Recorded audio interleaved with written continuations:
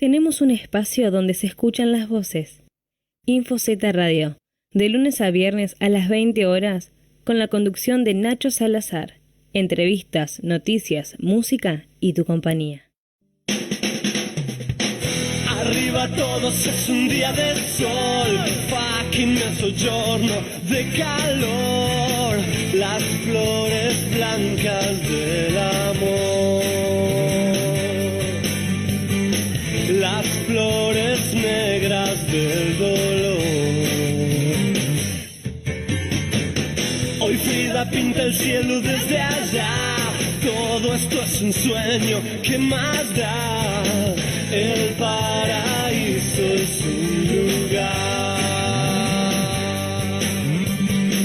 el paraíso es un lugar. No buscaría una razón, la sensación de estar colgado de un avión que está un segundo de arriba, que está un segundo de estrellar, que es un milagro despertar, saber que nada es para siempre, yo desafiar a las leyes de la gravedad, solo reírme hasta verme flotar, no me creo. Muy buenas noches, oyentes y seguidores de la FM 91.5 InfoZ Radio. El placer de saludarlos en este día viernes, en nuestro programa número 36. ¿Sí? Ya hemos llegado a la 7ª semana de transmisiones, afrontando una semana en la que tuvimos muchísimas entrevistas y por supuesto le agradecemos que nos hayan hecho compañía a lo largo de toda la semana, de lunes a jueves, con todas las entrevistas que realizamos a los referentes de las instituciones de los pueblos. Hemos escuchado muy buena música, hemos tenido programación también. El día lunes festejamos el Día del Amigo con un set en vivo de nuestro DJ Alejo Salazar. El miércoles tuvimos Ombligo de la Semana, un nuevo programa de Gastón Salazar donde ustedes armaron la lista de temas. Y hoy tenemos un nuevo ciclo, ¿sí? Como siempre, como desde hace 4 viernes, en este espacio del ciclo Voces Armando Puentes, este espacio que ustedes le fueron dando forma, que inclusive cambió el nombre, ¿sí? Lo comenzamos con charlas con profesionales y hoy se llama Voces Armando Puentes, porque desde ahí, desde sus voces, desde el contacto con ustedes, hemos ido creciendo cada viernes y debatiendo muchísimos temas, muchas cuestiones que nos calan hasta los huesos desde hace mucho tiempo y que por ahí esta situación de pandemia ha venido a reflejar un poco, ¿sí? Hoy vamos a tener, aparte de nuestra conductora, María Jesús Bellomo, mi mujer, va a estar Carla Di Pinto desde Estados Unidos. Carla, que fue, si mal no recuerdo, la segunda participante de este ciclo de Voces Armando Puentes, va a estar desde Estados Unidos. Y vamos a sumar a Silvina Peralta, ¿sí? Es también una licenciada en psicología que actualmente vive en Concordia, en Entre Ríos, y es residente en el Hospital General así de la ciudad de Concordia, que se suma a la charla también, ¿sí? Van a debatir entre las 3 profesionales sobre muchas cuestiones que están aquí dando vueltas, ¿sí? Sobre muchas voces que han surgido de cada viernes con sus comentarios a través de nuestra transmisión en vivo en Facebook, a través de nuestro número de teléfono, nuestra línea de WhatsApp que nos han hecho llegar en el 2284 57 45 20 y que María Jesús, Carla y en este caso Silvina también van a tratar, ¿sí? Hoy para agregarle vamos a tener la voz también de un oyente que se comunicó con nosotros y que nos quiso contar su experiencia en esta pandemia. Es justo un trabajador esencial, así que cuenta su experiencia, sus miedos, su incertidumbre, un montón de situaciones que ha tenido que atravesar y está atravesando en este momento, y sirve para debatir entre María Jesús, Carla y Silvina, así que los invito a que se queden ahí y lo escuchen. Estamos muy contentos de anunciar que este programa va a ser auspiciado por T&T, este emprendimiento de alfajores riquísimos, ¿sí? Bañado en chocolate de maicena. Nosotros ya lo hemos catado, por supuesto, pero hoy auspicia nuestro programa y ustedes pueden probarlos también, ¿sí? Vamos a hacer un sorteo, lo anunciamos en las redes antes de que comience este programa, pero para los que recién se están sumando, no así a los que lo escuchan por la radio, pero pueden entrar en nuestra transmisión en vivo en Facebook comentan, ¿sí? Se prenden un poquitito con esta charla que vamos a tener con María Jesús, Carla y Silvina. Comentan, nos dejan sus últimos 3 números del DNI y este fin de semana fresco que se viene van a poder acompañar con el mate, el café, un mate cocido o lo que sea, con estos ricos alfajores de té y té. Así que muchísimas gracias a los auspiciantes que de a poquito se van sumando y van confiando en la promoción de nuestros programas. Y muchísimas gracias a los oyentes que se siguen sumando y se siguen acercando a estas propuestas que de a poquito les vamos dando forma, ¿sí? Sin más preámbulos, los dejo con la compañía de María Jesús Bellomo en la conducción y la entrevista a la licenciada en Psicología Carla Di Pinto desde Estados Unidos y la licenciada en Psicología Silvina Peralta desde Concordia, Entre Ríos. Ya sos parte de InfoZ en la web. Ahora también puedes escucharnos en la radio, para seguir acompañando tus días.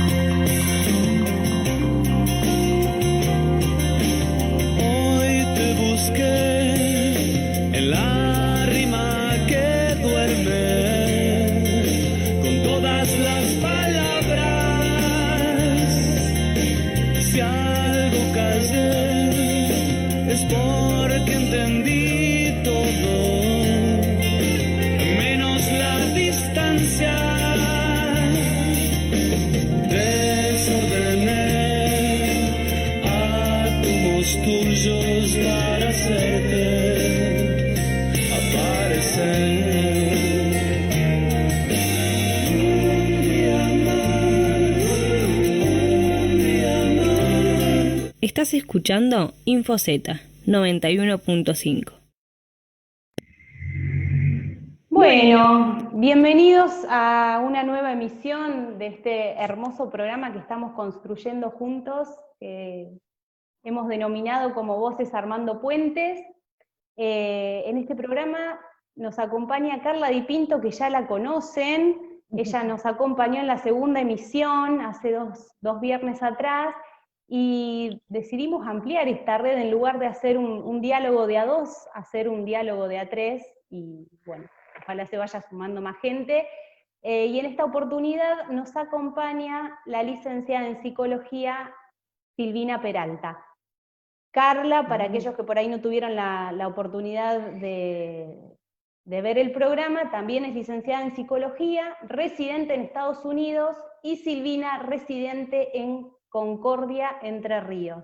Así que estamos desplegadas por todo el mundo. Por todos lados. Hemos invadido. Bueno, por ahí mi interés particular, ¿sí? De invitarla a Silvina en esta oportunidad, tiene que ver con ciertas cuestiones que hemos conversado a lo largo de todos estos programas, que tienen que ver con el padecimiento, ¿sí? Suscitado en cuarentena, pero más allá de ella, como siempre decimos, ¿sí?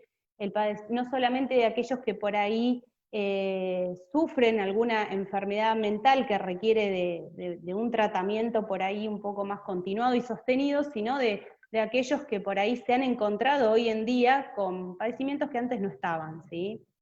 Decía que en este caso particular, como Silvina trabaja en un hospital allá en Concordia, es residente de un hospital allá en Concordia en el área de salud mental, me pareció muy interesante que nos pueda contar su experiencia, porque bueno, justamente lo que introducimos un poco en el programa anterior tenía que ver con la función de las instituciones en el tejido social, ¿sí? La importancia, como a veces pueden ser pilares para la transformación y a veces pueden llegar a obturar con prácticas quizás obsoletas, ¿sí? Un poco esto es lo que introducimos con Andrea en el programa anterior.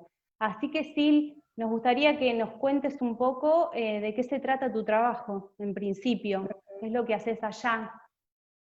Bueno, antes que nada, hola, a todas las personas que están escuchando.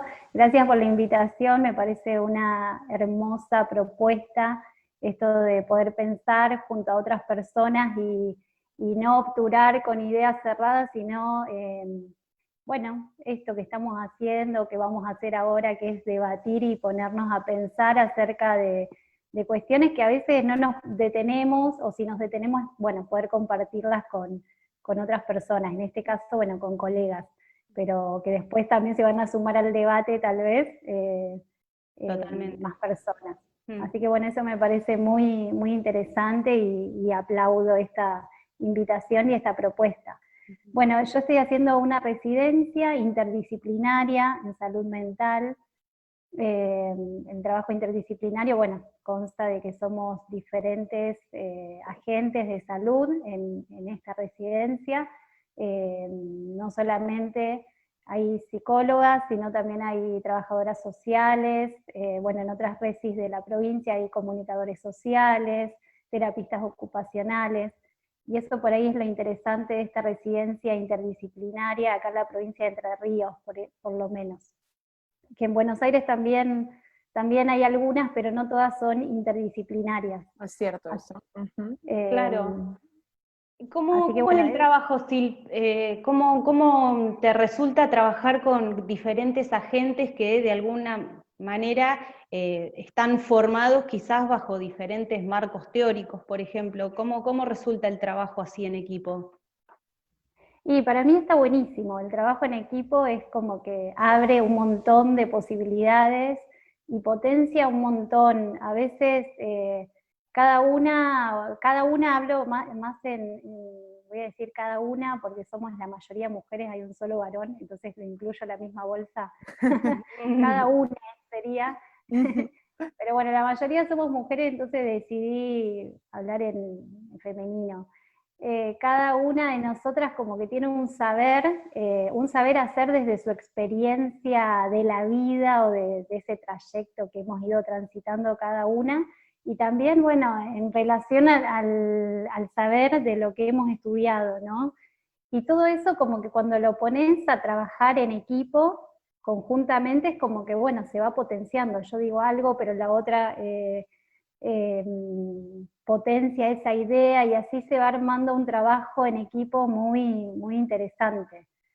A mí me resulta muy interesante trabajar en equipo con otras disciplinas y otros saberes.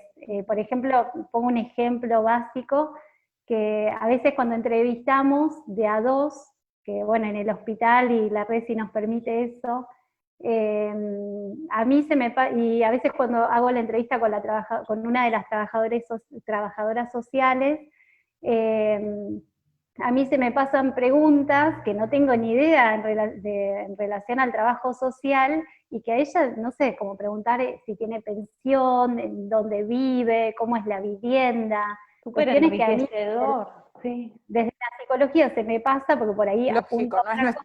Claro, claro. y Apuntamos ella a como que... ahí. Y entonces así aprendemos mutuamente, a mí me parece muy interesante eso. Se trabaja de manera totalmente integral, digamos, interdisciplinaria justamente, ¿no? Ahí eso es lo enriquecedor en el intercambio, ¿no? El armar puentes, podemos decir, ¿no? Entre otras disciplinas. Sí, lo tocaste justo a vos, este tema de la interdisciplinariedad, porque justamente la semana pasada cuestionábamos las dificultades que hay entre los agentes de salud de poder trabajar en equipo. Porque pareciera que todos estamos, o las nuevas camadas estamos formadas bajo esta noción, pero sin embargo a la hora en la práctica, es muy difícil y a veces casi imposible tener un trabajo que estás diciendo, es decir, que las diferentes disciplinas se nutran de otra, que es un poco la propuesta, ¿no?, de la interdisciplina. Sí, obviamente que también tiene las dificultades de trabajar con otras personas, y siempre, bueno, van a aparecer disidencias, porque el trabajo en equipo también tiene que ver con eso, ¿no? Con que aparecen diferencias, y bueno, y hay que trabajar también con esas diferencias que aparecen. Sí. Pero me parece muy enriquecedor, más allá de esas dificultades que pueden aparecer en el trabajo con otras personas, siempre y en todos los lugares.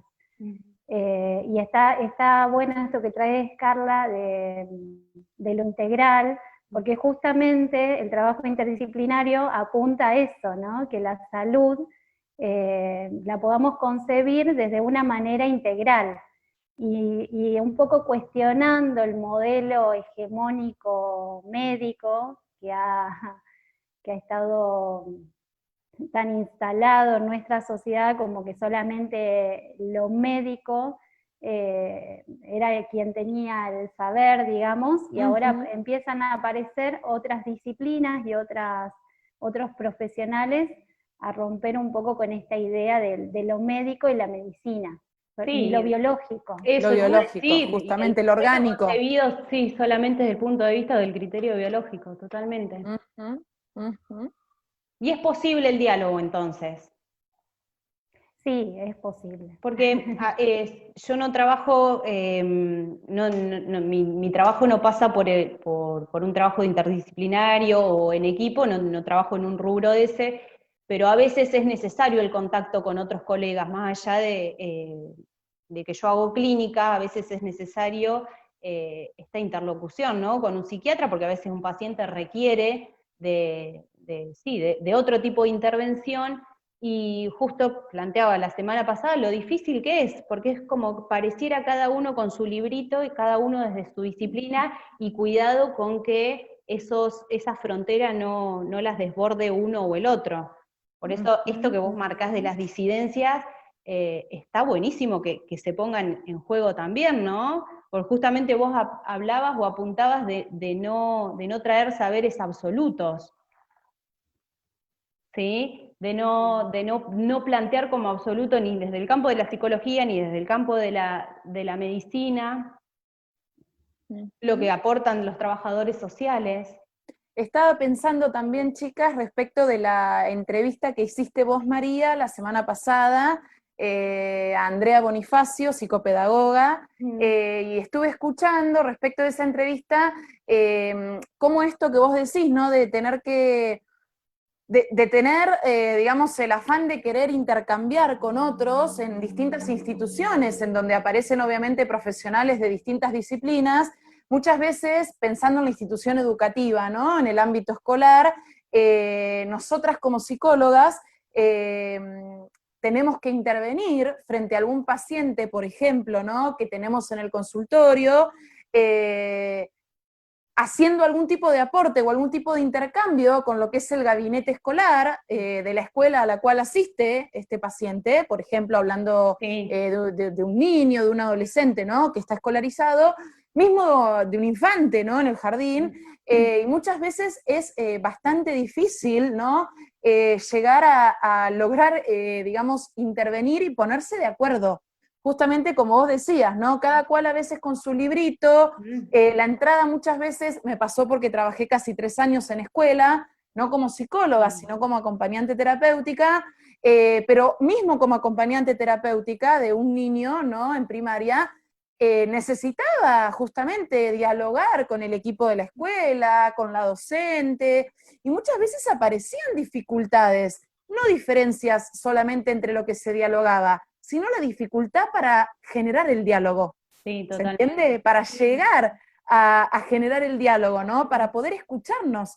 Muchas veces desde mi lugar sucedía que yo tal vez insistía demasiado en que había cuestiones que quería hablar respecto del niño con el que trabajaba, y del otro lado, ¿no? Aparecía cierta barrera, como cierta distancia. Entonces, bueno, por eso la cuestión de la importancia de las instituciones, porque vos fíjate, vos caracterizás, a mí también me ha pasado, un tipo de institución cerrada a lo que viene de afuera, porque en definitiva vos sos el bicho extraño que va ahí externa totalmente poner en evidencia algo, por ejemplo, ¿no? Porque el acompañante terapéutico no depende de la institución escolar.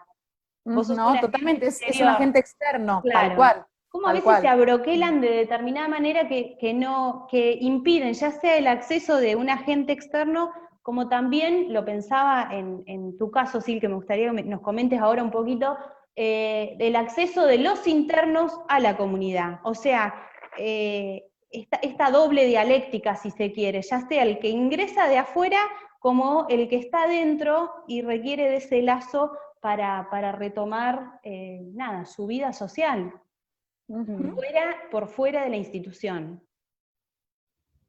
Esto me gustaría que nos comentes un poco, Sil, cómo se manejan ustedes. Ya de por sí es novedoso escuchar a alguien que se enriquezca con esto de la interdisciplina. ¿Cómo trabajan ustedes ahí adentro? Sí, tal vez creo que lo que vienen a hacer las residencias, creo que la mayoría de las residencias, o al menos, bueno, las de acá de Entre Ríos, es que vienen como a innovar, vienen a cuestionar a un poco lo que está ya naturalizado, lo que ya está acomodado en una institución, en este caso en el hospital. Entonces, nuestra práctica diaria, digamos, del día a día, es como un poco cuestionar o poner como en jaque cosas que ya están como dadas o como muy amoldadas, o que la gente está acostumbrada a trabajar de determinada manera y no de otra. Entonces venimos como a romper. Y una de las cosas que la residencia donde yo estoy es una residencia nueva que hace 3 años comenzó. Entonces, bueno, se fue delineando de a poco, y yo hace 2 años que estoy, y una de esas novedades que trajo la Resi fue precisamente hacer algo con las personas que estaban internadas en el servicio de salud mental, que eran personas con largas internaciones, que acá se les llaman pacientes crónicos. A nosotras no nos gusta llamarlos pacientes, utilizamos el término de usuario que propone la nueva ley de salud mental. Tampoco nos gusta mucho la palabra usuario o usuaria de salud mental, pero bueno, nos gusta un poco más que el término paciente, que los deja en un posicionamiento bastante pasivo y sin poder decidir acerca del tratamiento, donde ellos también pueden ser activos en la decisión acerca del tratamiento. Entonces, bueno, una de las cosas que comenzamos a hacer cuando yo llegué a la Resi hace 2 años fue empezar a cuestionar por qué las personas que estaban internadas en un primer piso, ni siquiera en una planta baja, no salían en todo el día, por ejemplo, a ver, no sé, la luz del día afuera. Acá en el hospital hay un patio hermoso, un jardín con plantas, que bueno, de a poco lo fuimos como restaurando, reacomodando, y de un día para el otro empezamos a bajar a las personas que estaban internadas en ese primer piso, todos los días un ratito al jardín. Y así fue como de a poco, por eso digo que la práctica es como del día a día. Fue un trabajo de hormiga, pero empezamos a romper con ciertas prácticas naturalizadas que nada tienen que ver con el concepto de salud, porque una persona, lo podemos ver, lo comparo ahora con la cuarentena, ¿no? Lo podemos ver ahora todas las personas que estamos encerradas en nuestras casas. A ver si eso es sinónimo de salud. Es obvio que el aislamiento no es saludable para nadie. Totalmente. Entonces, bueno, pero esto que decís, remarcalo y profundizá esto porque es impresionante lo que estás diciendo. Yo siempre te digo, yo tengo la oportunidad de ser amiga de esta chica y la verdad que es algo que hemos hablado mucho, pero esto vos ya lo estás como viendo de manera natural, y justamente lo que venimos planteando es que todo esto que vos estás contando, Sil, no se produce en muchos lugares. Justamente, esto que decís, estamos tratando de romper paradigmas ante... A ver, las instituciones, ya sean las instituciones escolares, hospitalarias y demás, se crearon en el hospital, sobre todo como una institución de encierro, para que vaya ahí todo aquel que no era funcional al sistema productivo naciente, ¿sí? Totalmente. Digamos, y vos estás diciendo que en el 2000, hace 2 años que estás vos, o el 3, sí, 2 años, en el 2018.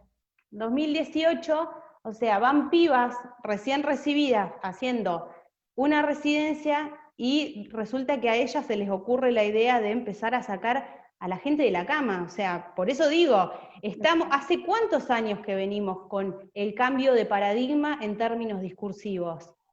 Y en la práctica... Sí, en ese es el hacer tema. cotidiano. Claro, por ejemplo, la ley de salud mental, ya no digo la nueva porque tiene 10 años, Sí, la ley de salud mental propone eso, ¿no? Que en el 2020 ya deberían, estas instituciones de encierro no deberían existir más. La dificultad nuestra es que donde nosotras estamos es un hospital general.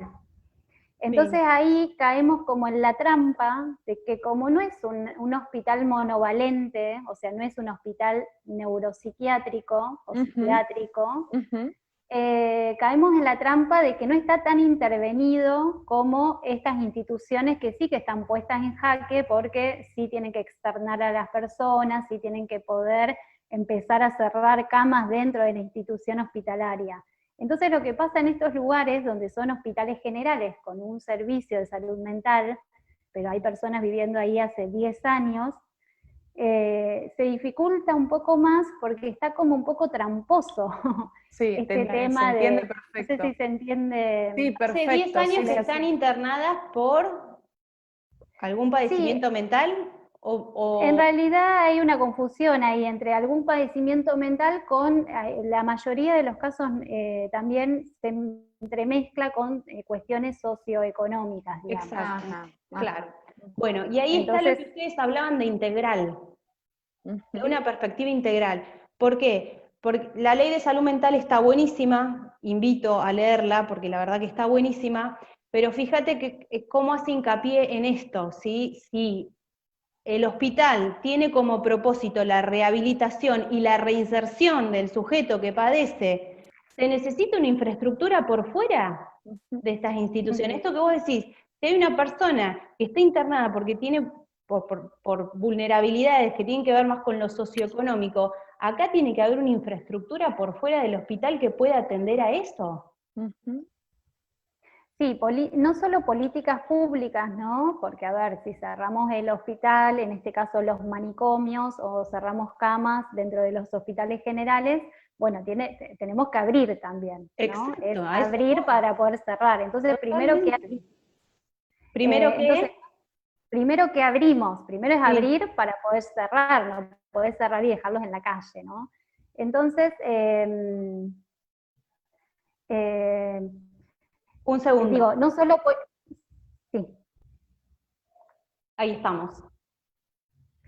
claro, no solamente la necesidad de que haya políticas públicas, ¿no? De abrir otros espacios para poder cerrar el manicomio y poder cerrar estas camas dentro de los hospitales generales, sino también pensaba en relación a ver, uno de los objetivos que propone la ley y quienes trabajamos en estos espacios e intentamos es la restitución de lazos sociales, ¿no? Claro. Entonces, también no solo pensaba en lo que se debe hacer desde el lado de políticas públicas, sino también en relación a los estigmas y prejuicios que aún hoy siguen circulando dentro de nuestra sociedad, en relación a los padecimientos mentales, porque aún hoy siguen existiendo esos prejuicios, esos estigmas, y que desde nuestro lugar en el día a día tenemos que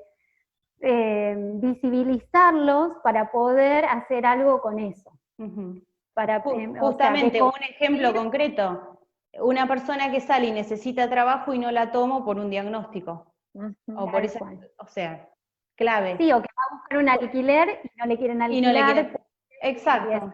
Empieza todo un rollo, no le quieren alquilar, va a hacer un mandado y no le quieren, o sea, lo tratan mal, está en una plaza haciendo artesanías y viene la policía y porque, no sé, se arma toda una cuestión ahí, que estoy dando ejemplos de lo que escucho y lo que veo en el hospi, ¿no? La otra vez, pongo un ejemplo, un señor que venía ahí al jardín, a los talleres del hospital, me pide un certificado que diga como que, bueno, que se atiende ahí en el hospital, que toma tal medicación, que tiene tal diagnóstico. Y yo digo, pero ¿para qué necesitas ese papel? Exacto. Y me dice, porque estoy en la calle, estoy en la plaza, él es artesano.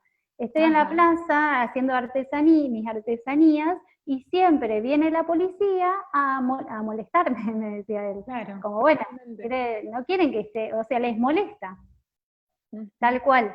Claro. Entonces, la sola presencia de esa persona, todavía hay, aparecen estos estigmas, estas significaciones, ¿no? Que además a veces tienen que ver con lo peligroso, ¿sí? Esta asociación del loco como peligroso. Totalmente. Ese prejuicio, sí. Sí, por eso está buenísimo esto que decís, no solo una infraestructura política, económica y demás, sino que también tiene que ver con ciertas significaciones que portan a aquellas personas que por ahí han sido internadas y sobre todo por tiempos prolongados por algún padecimiento. Sí. Silvina, y ahora con la cuestión del aislamiento preventivo y obligatorio, ¿cómo ves el panorama? Porque circulan muchos discursos de que los padecimientos han aumentado, que hay mayor demanda. ¿Cómo se están manejando ustedes en cuanto a la atención, no?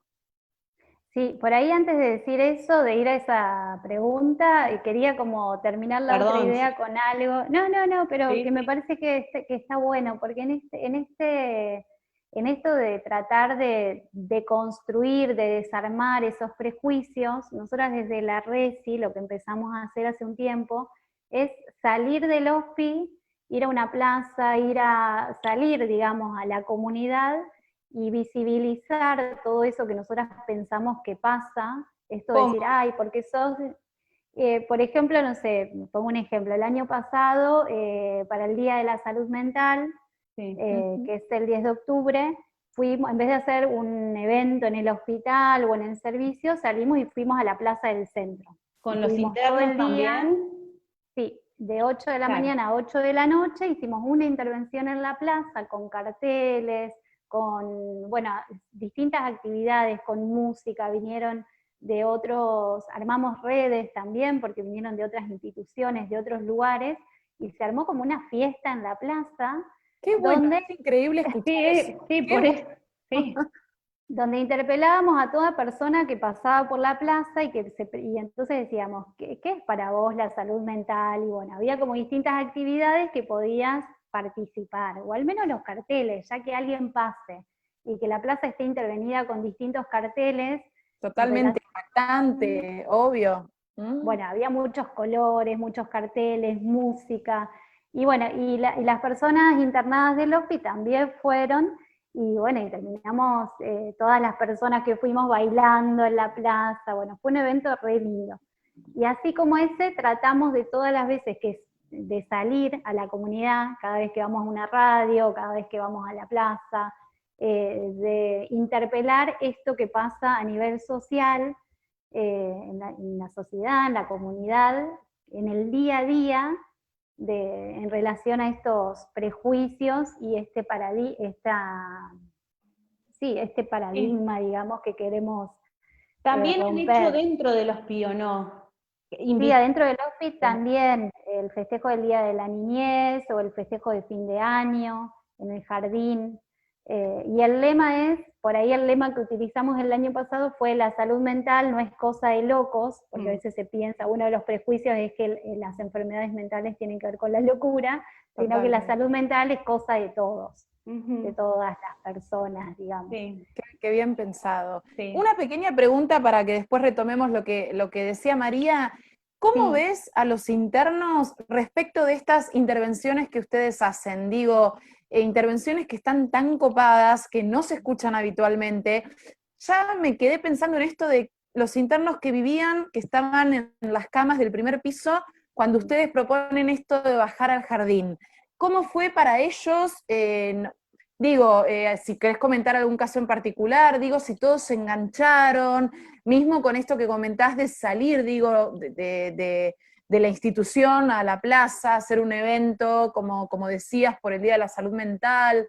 ¿Cómo es la recepción de esas intervenciones en los internos, ¿no? En los usuarios? En líneas generales es muy buena la recepción. Obviamente que hay casos donde, bueno, hay mucha resistencia de bajar al jardín o de salir a hacer estas actividades por fuera, pero en general tienen ganas, es más, nos están esperando como ahí que llegamos nosotras, y si llegamos por ahí vamos a buscar un papel al primer piso y piensan que vamos a bajar al jardín. Claro. Entonces hay una recepción muy buena. Pensamos nosotras, a veces nos replanteamos nuestra práctica y decimos, bueno, pero esto tendrá sentido, y cuando vemos los efectos, ya hay de solo hecho de que bajen a tomar aire, de escuchar música, de hacer una actividad, llevamos cartas, llevamos algún juego de Jenga, llevamos algún instrumento, cualquier actividad que surja. Además, a partir de ahí también surgieron talleres, hay un taller de educación física, uno de tejido, otro de manualidades. Entonces, bueno, ya el solo hecho de estar con otros haciendo lazo social, ya eso tiene un efecto increíble en las personas. No solo pensaba mientras te escuchaba, ¿no? Esto de estar a la espera de que ustedes vengan. ¿Sí? Esto que a veces los prejuicios o ciertas prácticas naturalizadas no solamente tienen que ver con una mirada del exterior, sino también propia, cómo eso se internaliza, ¿no? Y cómo se subjetiviza, cómo de alguna manera es incorporada por aquel que padece, por aquel que está internado, que cree que no puede ir más allá. ¿Se entiende? Sí.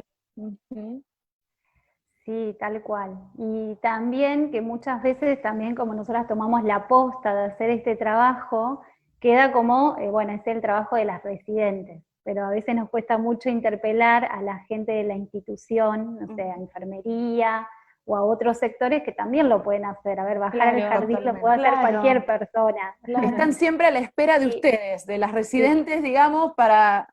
Lógico, es como que queda relegado al trabajo de ustedes, ¿no? Claro.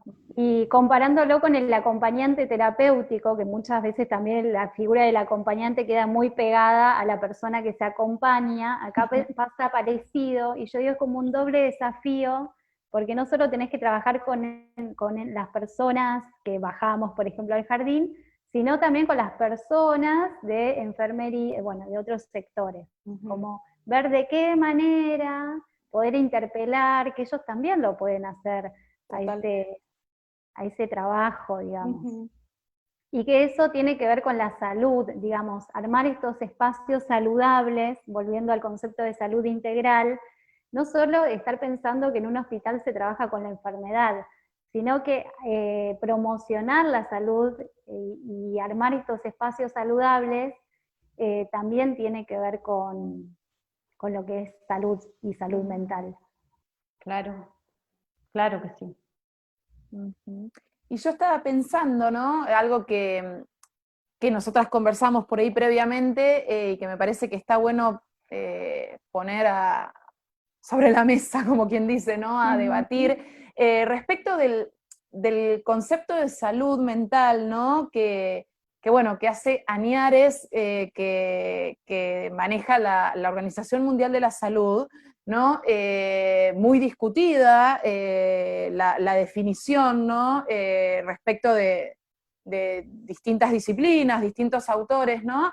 Pensando en esto del concepto que maneja, ¿no? la OMS respecto de la salud mental como un estado, ¿no? De completo bienestar, tanto físico como mental y social, ¿sí? Y no reduciendo, cosa que muchos años más atrás por ahí se pensaba, a la salud como la ausencia de enfermedad, ¿no? Pero esto que por ahí está bueno pensar juntas respecto, ¿no? De lo que quiere decir, en principio, un estado, que yo releyendo un poco la ley de salud mental, ¿no? Esta nueva ley de salud mental, aparece la palabra proceso, ¿no? En la nueva ley de salud mental. Por un lado, ya no por ahí pensar la salud como un estado, y mucho menos pensarlo como un estado de completo bienestar. ¿Qué sería eso, no? De completo bienestar. ¿Quién puede, digamos, gozar de completo bienestar? Me pregunto. O salud como antónimo de enfermedad. Totalmente. Y hablando de los prejuicios que decían, acá se escucha mucho, chicas, sobre estos prejuicios de para ir a un psicólogo hay que estar loco, ¿sí? No es y para las obras sociales, que es lo peor de todo, porque si vos no tenés un trastorno, ¿sí? Un diagnóstico para etiquetar. Diagnóstico sí, no es suficiente para, y hay mucha gente que sufre y no por eso tiene, o que necesita y que quisiera, y no por eso tiene una enfermedad mental o un trastorno codificado en un manual. Totalmente, totalmente. Sí, aparte la idea, pensaba en esto que traía Carla, en esta definición de Estado. La idea de Estado a mí me suena como algo quieto, algo inamovible que no se mueve. No Entonces, dinámico, justamente como un claro. proceso, no dinámico como un proceso, ¿no? Sí, y justamente está buena esta idea de proceso porque quiere decir que vamos fluctuando. Bueno, a veces esto que nos pasa ahora, ¿no? A nosotras mismas como trabajadoras de la salud y demás, nos pasa, bueno, como a todas las personas. Esto de que hay días que estamos bien, hay días que estamos más bajón, hay días que... Porque bueno, es la condición, es condición del ser humano también pasar por esto. Bueno, justo hablamos con Carla, fue, ¿no? Esto de cuánta publicidad que hay para que no aparezca la angustia, la tristeza, todo esto que hemos hablado bastante, pero quizás tenga que ver con esta noción de salud como completo bienestar. Entonces la persona que anda un día angustiada o que anda un día triste, digo, eso está totalmente invisibilizado, o se alarma, o necesita un psicólogo ya, y a veces tiene que ver con procesos, sí, normales de la vida misma, ¿no? Lógico, como si ese malestar que puede aparecer en algún momento de la vida, hasta pensando en los ciclos vitales, digo, no sé, qué sé yo, el malestar que puede aparecer en la pubertad, ¿no? Cuando un adolescente está atravesando la pubertad, el malestar que puede aparecer, se me ocurre, cuando uno pierde un trabajo, el malestar que puede aparecer, que no significa que entonces estemos enfermos, pero que tampoco significa que no sufrimos por eso y que requerimos tal vez cierta ayuda, ¿no? De un otro. Totalmente. Sí, por eso también me parece interesante cuando hablamos de padecimientos mentales y no de enfermedad mental. Totalmente. También ahí hay una diferencia. No es Y lo que mismo yo le quitaría hasta el mental, te juro. Sí. Lo mismo que salud mental es algo que a mí, cuando hablamos con Nacho le digo, salud, no salud mental, porque a ver, uno no atiende solamente cuestiones mentales, la persona viene a veces con dolencias corporales que tienen que ver con algo que le está pasando ahí anímicamente. O sea, constantemente, ¿no? O con las relaciones, ¿no? A ver, no estás padeciendo, no, estoy padeciendo mi relación madre-hija, qué sé yo, estoy padeciendo la relación con mi pareja. Sí, no necesariamente con algo que tenga que ver con lo mental en este sentido un poco más tradicional, totalmente. Claro, y más pensado desde lo patológico, ¿no? Digamos, claro, justamente. Claro.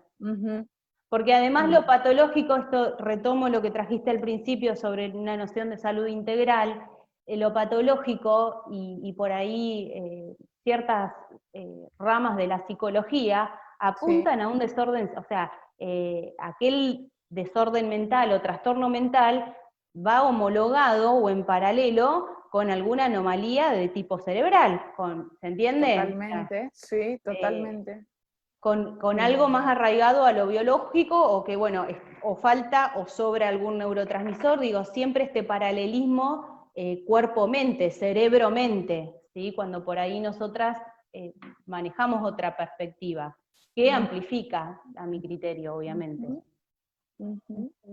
Sí, ya desde el hecho en el que incluimos la palabra y que, digamos, hacemos o tratamos al menos de darle el valor que merece la palabra para trabajar con el otro, ¿no? En todos los ámbitos, digo, pero nosotras como licenciadas en psicología me parece que ya estamos pensando desde otra perspectiva en donde no estamos apuntando a homologar, como vos decías, mente-cerebro, Claro, ¿no? claro. El hecho de poner, como decíamos la otra vez María, ¿no? Y yo por ahí hacía tanto hincapié en esto de poner a circular la palabra, Ay, ¿no? sí, totalmente. Devolverle la dignidad a la palabra, totalmente. Y no pensar también, se me venía a la cabeza cuando vos hablabas, Silvina, respecto del trastorno mental, el padecimiento mental, ¿no? Que no nos gusta demasiado llamarlo así y uno no encuentra bien de qué manera llamarlo. me da la impresión que es pensar al sujeto en déficit, ¿no? Sí. Digamos, y no como un sujeto de derecho, como un sujeto, como vos decías al principio, ¿no? de la conversación, como un sujeto activo que puede, digamos, más allá de cierta limitación en algún momento de su vida, además, Sí. no como un estado de quietud constante, sino en algún momento de su vida tener cierta limitación, me da esa impresión, ¿no? Como desde algunas otras ramas por ahí, u otras disciplinas, se piensa al individuo que padece un trastorno mental en un estado de déficit, ¿no? O de discapacidad, o de que no puede tener Discapacidad. la potestad de elegir el tratamiento. Esto que vos planteaste al principio, es genial, sí. Totalmente. Que eso, bueno, está bastante, al menos escrito, si se quiere, en la Ley de Salud Mental, digamos, del año 2010, pero bueno, puesto en la práctica, ¿no? Que un paciente pueda tener autogobierno, por ejemplo, muchos vienen con culpa porque traicionan lo que el médico les dijo, por ejemplo. Totalmente. Y algunos te vienen, pero yo no quiero doparme o tomar todo esto. Y bueno, pero no saben o no se saben como sujetos de derecho, como sujetos que tienen la posibilidad de elegir, bueno, por ahí esto sí, pero esto no. Y eso no se sabe, porque justamente esto que vos planteabas sobre el modelo médico hegemónico sigue vigente y sigue siendo hegemónico de alguna manera. Por suerte hay estas voces disidentes y estas prácticas disidentes, pero me parece que no deja de ser, de establecerse cierta lucha a veces en algunos ámbitos en relación a esto. Chicas, me gustaría tomar un tema porque, bueno, tenemos el audio de un oyente que envió a partir del programa que hicimos con Carla, donde estábamos por ahí retomando la afectación y los afectos suscitados a partir de la cuarentena, pero repito que también planteábamos con Carla que no es reductible a este momento particular, sí que se pusieron por ahí en evidencias o que hay como una explosión bastante importante, y con Carla hablábamos mucho sobre los efectos, pero de aquellos que tuvieron que mantenerse aislados, que tuvieron que mantenerse guardados, digamos, en la casa. Y un oyente envió, bueno, un mensaje este día y un audio que lo vamos a compartir para que, bueno, podamos pensar juntas también, sobre los que tienen que salir a trabajar, que eso no lo tomamos nosotras. Los que tienen que salir, los que tienen que exponerse, los que tienen familia, digo, obviamente que este es un caso de millones y millones, pero que me pareció importante compartirlo, porque bueno, nos cuenta su experiencia y me parece bastante rico para poder pensarlo, para que lo puedan escuchar, porque seguramente muchos se van a sentir identificados con esto. ¿Les parece si lo escuchamos? Y sí, lógico, obvio. Sí, sí. Dale, dale.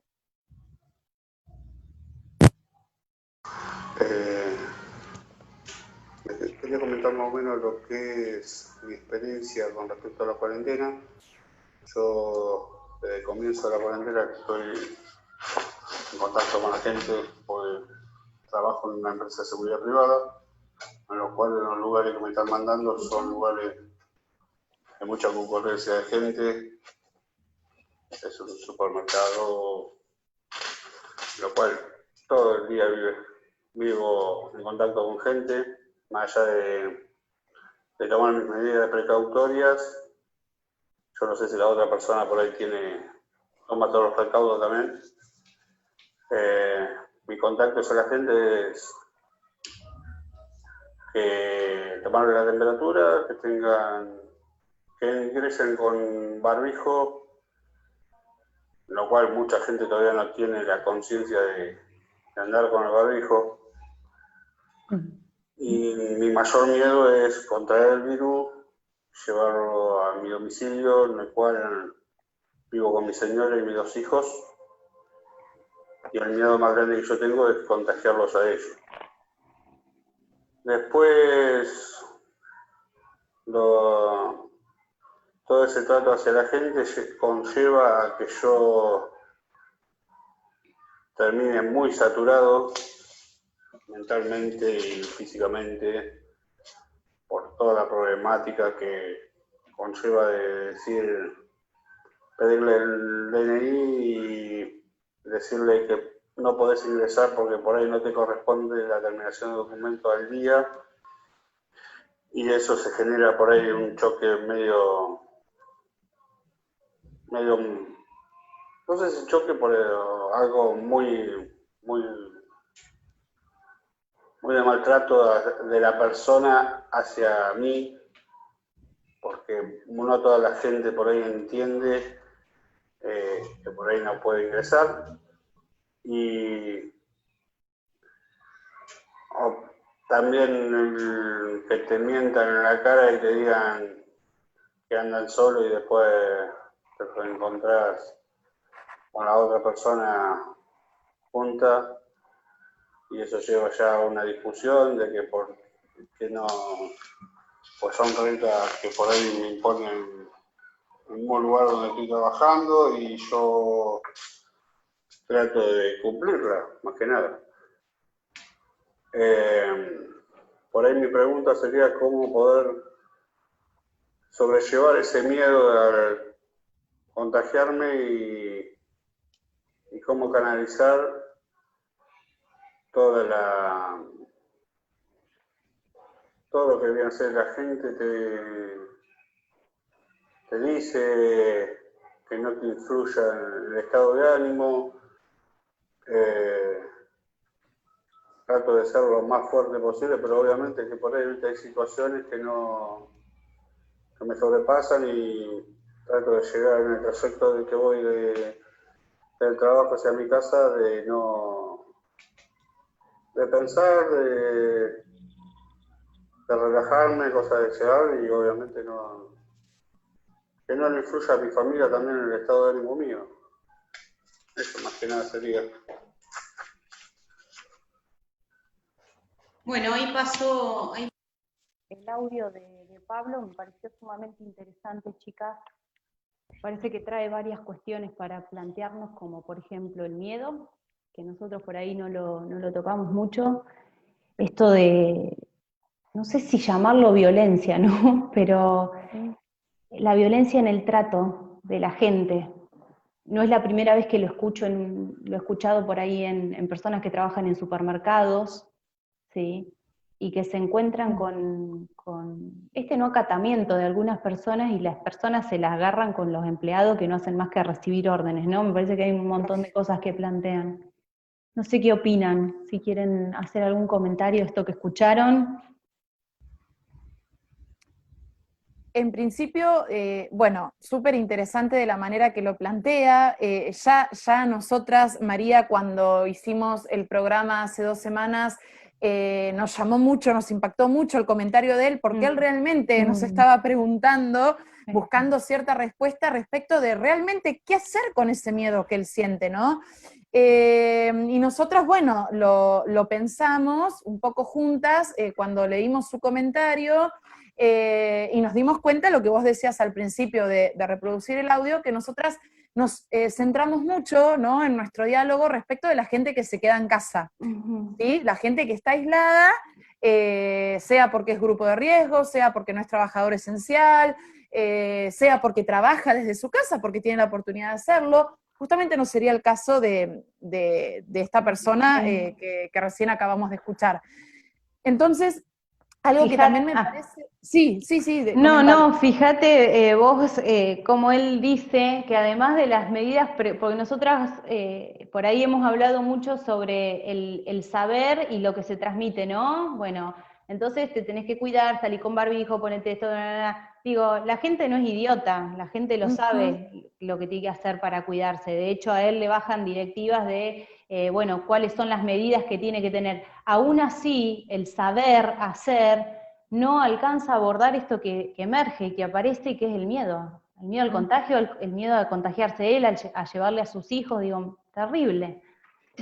Esto. Y también interesante lo que él plantea, que por ahí no lo desplegó en el comentario, obviamente, de la entrevista hace 2 semanas, pero el agotamiento mental, él dice, ¿no? Que toda la situación le genera la incomodidad, imagino, que debe vivir, cuando él simplemente está haciendo su trabajo y está tratando de hacerlo de la mejor manera posible para contagiarse, evitar contagiar al otro, contagiar a su familia cuando llega a casa, ¿no? Y entonces el agotamiento dice físico y mental. Chicas, esto no lo dice él, pero él trabaja a veces 13 horas por día, más el viaje.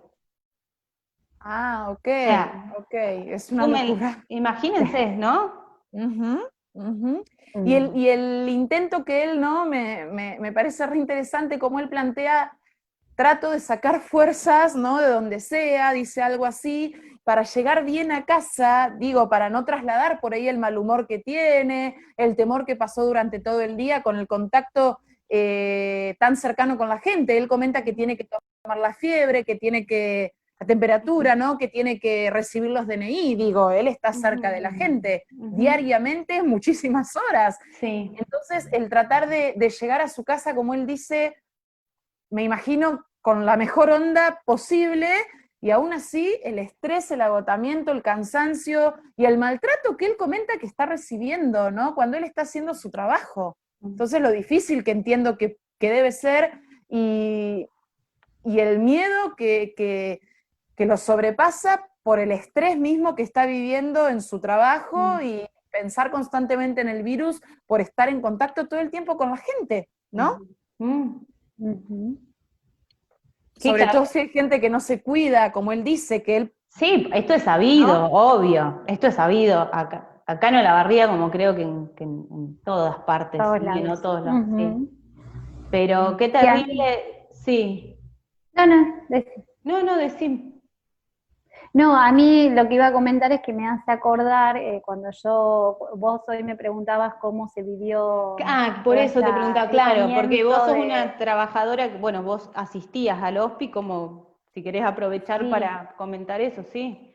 Entonces, bueno, al principio hubo muchas disidencias en esto del trabajo en equipo y demás, y fue como hablando de estas instituciones, hoy ustedes hablaban de la institución educativa, pero en este caso las instituciones de salud y públicas, en este caso, de cómo también se vieron como abatidas o como que se fue desmoronando, digamos, todo lo que se hacía como que en un momento cayó, porque no sabíamos cómo hacerlo, cómo seguir trabajando y hacerlo de la manera más apropiada o de correr menos riesgos, ¿no? Entonces al principio fue muy caótico, fue muy angustiante.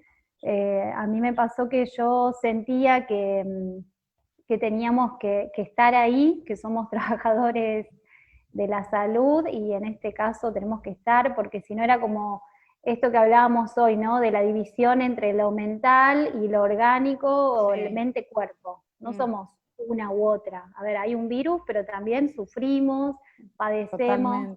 El malestar estaba más exacerbado, había mucha ansiedad, mucho miedo. Entonces yo decía, nosotras, trabajadoras de la salud mental, tenemos que estar en el hospital. ¿Cómo? Bueno, veamos cómo, revisemos la forma. Y en un momento al principio fue muy caótico, muy frustrante, porque fue como que hubo mucha... se ponían de acuerdo.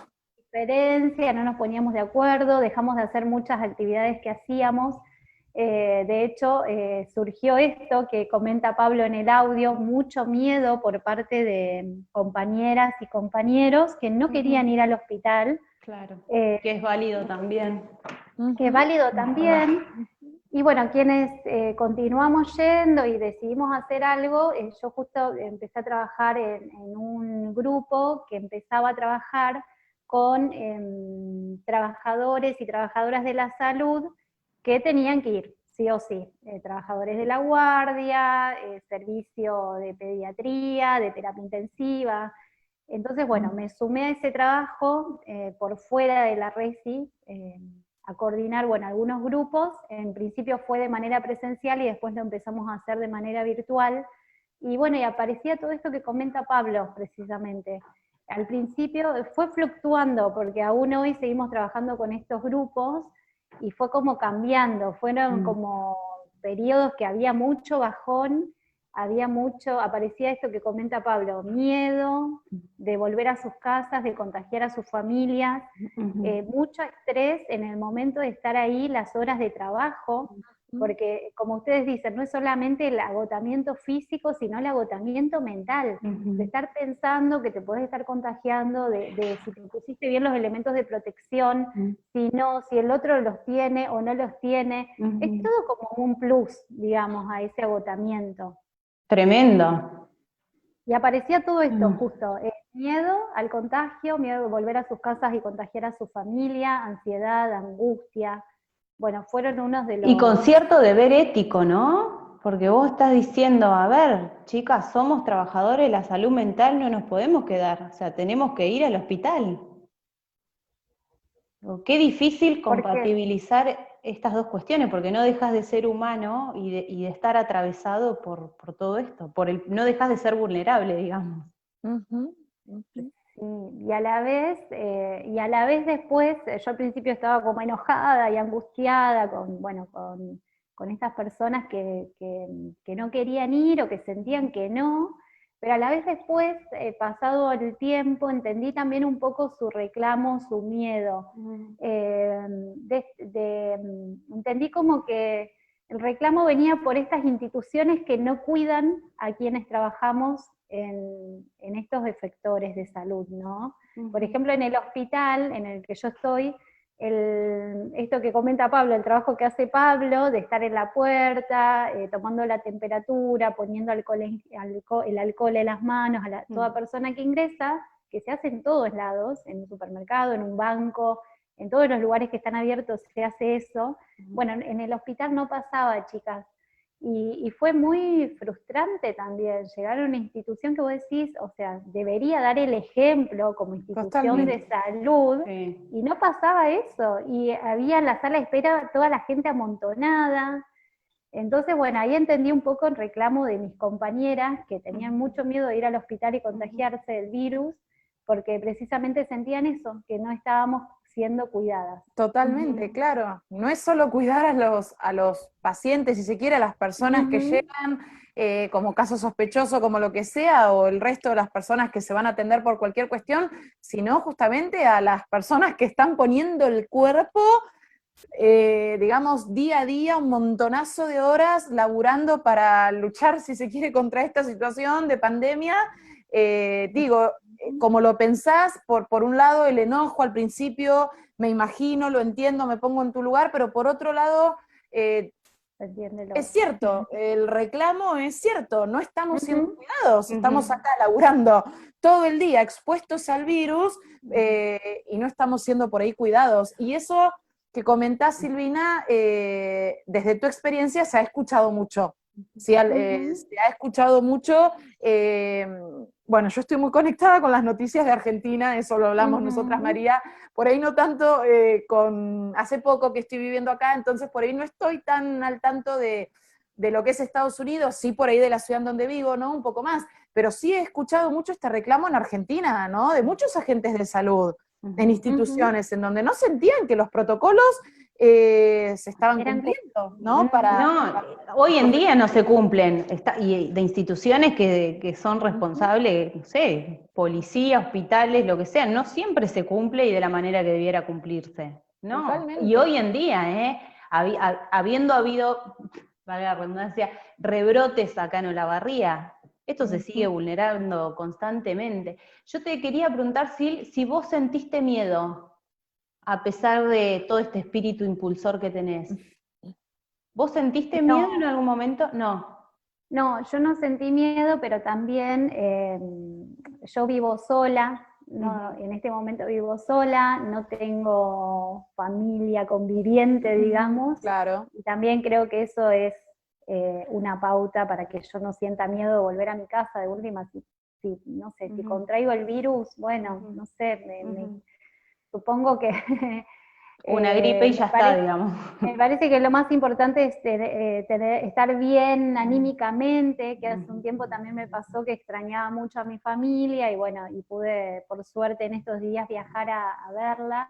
Me parece que lo más importante es que estemos bien anímicamente. Si eso está, ayuda un montón al sistema inmunológico. Y creo que si contraemos el virus, nosotras que somos jóvenes, digamos, bueno, es como vos decís, que una gripe, y al menos creo eso, y quiero creer eso. Si no, Tal cual, Sí. tal cual uno quiere creer que va a ser miedo. así. Ujú. No, Sí, te pero pregunto por esta doble cuestión. Bueno, esto que algunos trabajadores tienen que seguir trabajando por su sustento económico, sustento de la familia, porque no tienen la posibilidad de trabajar desde sus hogares. Después espíritus como vos, por eso yo siempre hago alabanzas a ese espíritu de hacer, porque vos decís, bueno, muchos tenían miedo, pero vos decías, algo tenemos que hacer. Bueno, este espíritu de reorganicemos frente a algo totalmente desconocido, porque la verdad no hay protocolo para esto. Los protocolos se fueron inventando sobre la marcha, pero me parece importante destacarte esto, bueno, hagamos algo, no será bajo las mismas condiciones, no será lo mismo, pero algo tenemos que hacer desde este lugar, porque esta parte de la salud también es importante. Y el miedo, te preguntaba en tu caso particular, porque creo que lo interesante, y recalco siempre, tiene que ver con la experiencia de cada cual, ¿sí? No intentamos desde este programa homogeneizar, no intentamos hacer un para todos, porque esto te pasó a vos, le pasó a Carla, me pasó a cada uno de manera diferente, ¿sí? Pero esto del miedo, por ahí con Nacho hablábamos en el primer programa, que el miedo tampoco es algo malo en cuanto no sea paralizante, ¿sí? Que el miedo a veces nos permite cuidarnos y tiene la función de la supervivencia, porque bueno, acá y en otras ciudades ha ocurrido que nada de este orden emergió, algo del orden del miedo, y la gente muchas veces no se cuidó, se contagió, y hay muchos casos donde ha fallecido algún ser querido producto de esto. Entonces, el miedo por ahí, en el caso de Pablo, bueno, gracias a Dios, o sea, él puede seguir trabajando, bien, está con su familia, no quiere decir que no sufra por esto, y ahí vamos a estos dos extremos de la enfermedad y de la salud. Digo, el miedo no es ni necesariamente una enfermedad, ni necesariamente un estado de salud completa, ¿sí? Pero sí muchas veces está bueno pensarlo que un poco de miedo, una cuota de miedo es sumamente necesario. Te lo preguntaba a vos, Sil, y en relación a tus compañeros también, porque bueno, a veces puede pasar que ese miedo sea excesivo en el sentido de que por ahí no es, entre comillas, adecuado, ¿sí? a un peligro real, ¿sí? Y que por ahí obstaculiza muchísimo, paraliza muchísimo y detiene muchísimo la subjetividad de una persona, ¿sí? Que le impide absolutamente todo, o sea, estamos hablando de cuestiones más extremas. Por eso decía de no generalizar, ¿sí? De no tomar el miedo con letras mayúsculas y como si en todos los casos puede presentarse de la misma manera. Sí, es el caso por caso, como vos decís, a todas las personas el virus nos llega de una manera diferente, ¿no? Y que eso tiene que ver con nuestra historia y cómo nos atraviesa eso en cada historia singular y particular. El tema está bueno esto que dijiste a lo último, porque como el miedo es necesario en algunos casos porque sirve para prevenir y para cuidarnos más, y como en otros paraliza. Entonces ahí es cuando es algo que tal vez obtura en la vida cotidiana, que era un poco lo que yo sentía de parte de algunas compañeras. Entonces un día yo le digo, bueno, hagamos algo con eso que nos pasa. Sabemos que es una institución que no cuida, sabemos que la residencia viene como también a poner ¿cómo es? Sí, al descubierto de estas falencias. Sí, claro. Y entonces digo, bueno, hagamos algo con eso que sabemos que no está funcionando bien, ¿qué podemos hacer nosotras desde nuestro lugar? Y entonces, bueno, ahí surgió la idea de, por ejemplo, pedir mínimamente que pusieran en la entrada del hospital una mesita con personal que estuviera haciendo esto de tomar la temperatura, poner alcohol, que tratara de decirle a la gente que respetara las distancias, preguntarle si tenían algún síntoma antes de ingresar a la institución y demás. Es algo, chicas, que parece básico, pero no estaba pasando.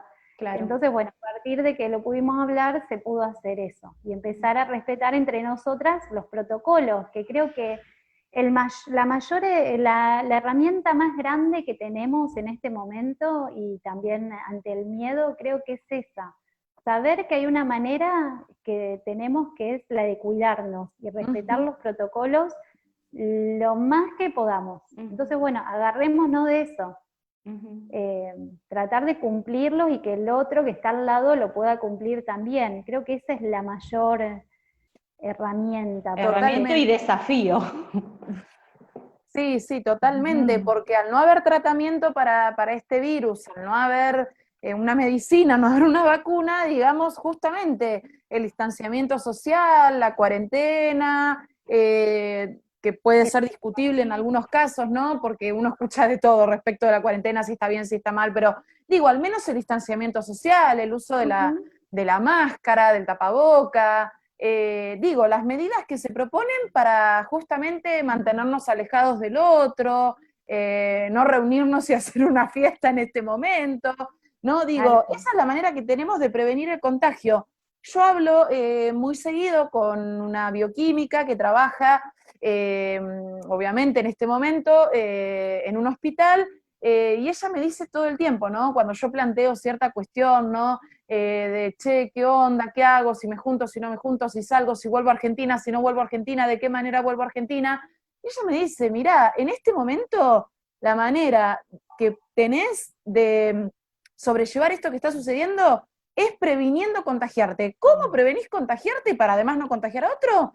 Respetando las medidas, los protocolos sanitarios, ¿no? Lo que decimos. Digo, el lavado de manos, la higiene, la distancia social, bueno, lo que ya todos sabemos, ¿no? Lo que ya todos sabemos que se repite constantemente, pero bueno, que no todos por ahí acatan, digo, ¿no?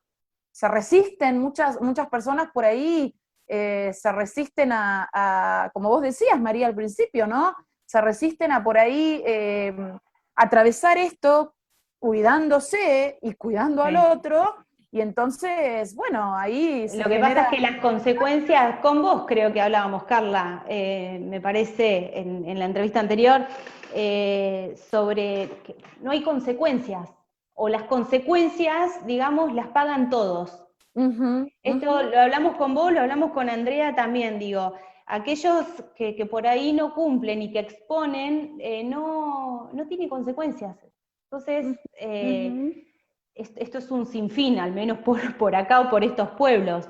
En cambio, sí pagan aquellos que por ahí habían empezado a poder salir, como los niños y los adultos mayores, que por ahí son las poblaciones más vulnerables, o que no sé si más están padeciendo, pero sobre ellos recayó una ley estricta y son los que más han cumplido todo esto, y cuando podían empezar a salir otra vez, volvemos para atrás por este asunto, ¿sí? Por aquellos que no tienen miedo ni de contagiarse ni de contagiar, y porque también por ahí hay falta de políticas que apunten un poco a que estas acciones tengan las consecuencias de vida, porque las consecuencias, repito, las paga otro. Esa creo que es la indignación y el enojo de mucha gente, que sin comerla ni beberla, o habiendo hecho lo que había que hacer, nada, los chicos, sin ir más lejos, los mayores de 60 años, que es sobre quien más recae estas restricciones, ¿no? Sí, totalmente, totalmente. Sí, Chicas, lamento, ¿sí le ibas a decir algo más?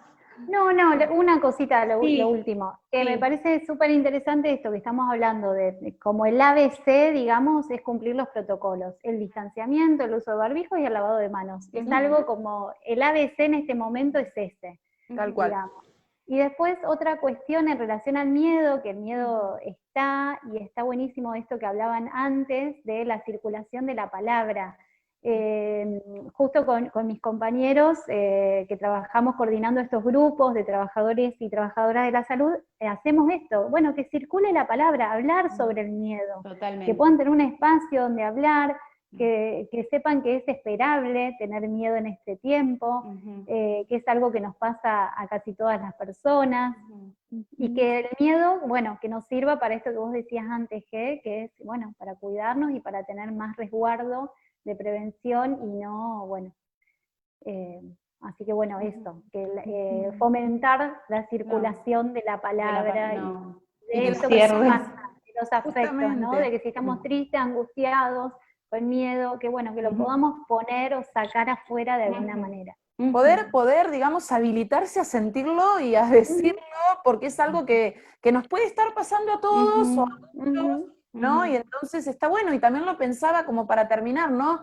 El miedo, cuando no paraliza, como decíamos, cuando no obstaculiza, digamos, la vida de las personas, es una respuesta adaptativa, ¿no? Frente a un conflicto, el sentir miedo. Entonces, digo, ¿no? Retomando y terminando con lo que plantea Pablo y con lo que planteas vos, Silvina, respecto por ahí de colegas, de compañeras de trabajo, digo, está bueno poder habilitarse a sentirlo, siempre y cuando no digamos, obture completamente la vida de la persona. Digo, ¿no? Está buenísimo poder decirlo, poder decir que hay muchos que podemos tener miedo y ver qué hacer con eso entonces, ¿no? Sí, tal cual. Y al menos esto que vos decís, compartirlo con alguien que tenga ganas de escuchar o que tenga ganas de compartir, ayuda a menguar o a hacer un poco más estrecho este distanciamiento. Totalmente. Que no tiene que ser social sino sanitario, como hemos hablado un montón de veces. Chicas, Totalmente. les agradezco enormemente que hayan estado, Silvina, Carla.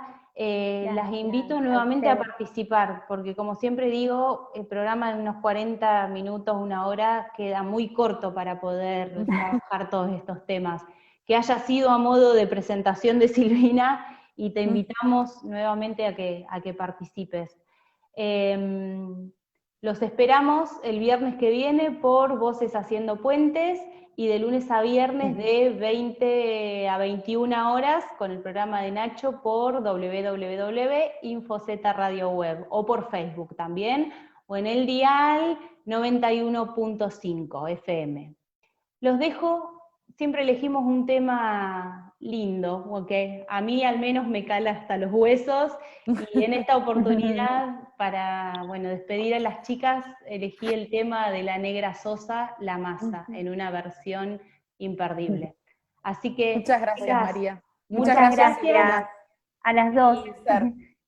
No, gracias por haber estado nuevamente, Carla, y por haber estado hoy vos, Sil, y bueno, repito la invitación. Buenísimo. Para un próximo encuentro. Gracias. Bueno, chau, chicas, gracias. Saludos. Chao.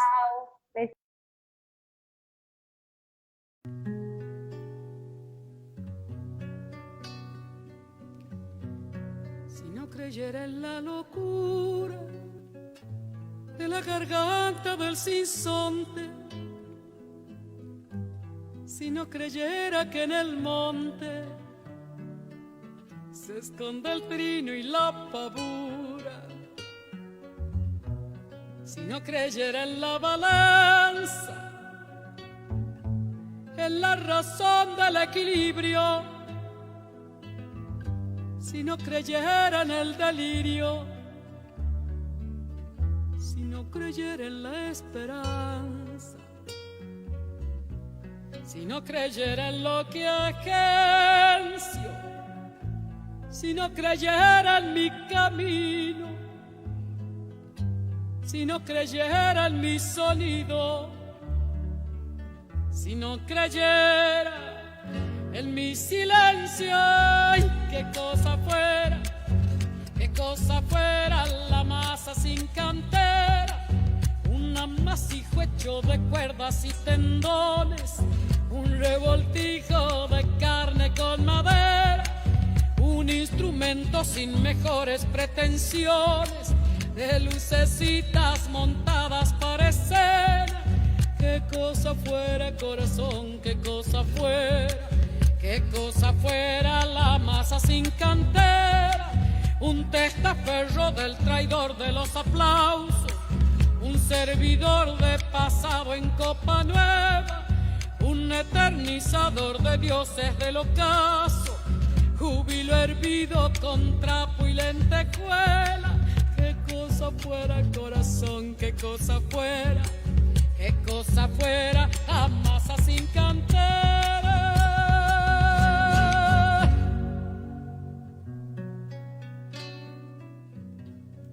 Si no creyera en lo más duro, si no creyera en el deseo, si no creyera en lo que creo, si no creyera en algo puro, si no creyera en cada herida, si no creyera en lo que rompe, si no creyera en lo que esconde, hacerse hermano de la vida, si no creyera en quien me escucha, si no creyera en lo que duele, si no creyera en lo que quede, si no creyera en lo que lucha, ¡ay! Qué cosa fuera la masa sin cantera, un amasijo hecho de cuerdas y tendones, un revoltijo de carne con madera, un instrumento sin mejores pretensiones, de lucecitas montadas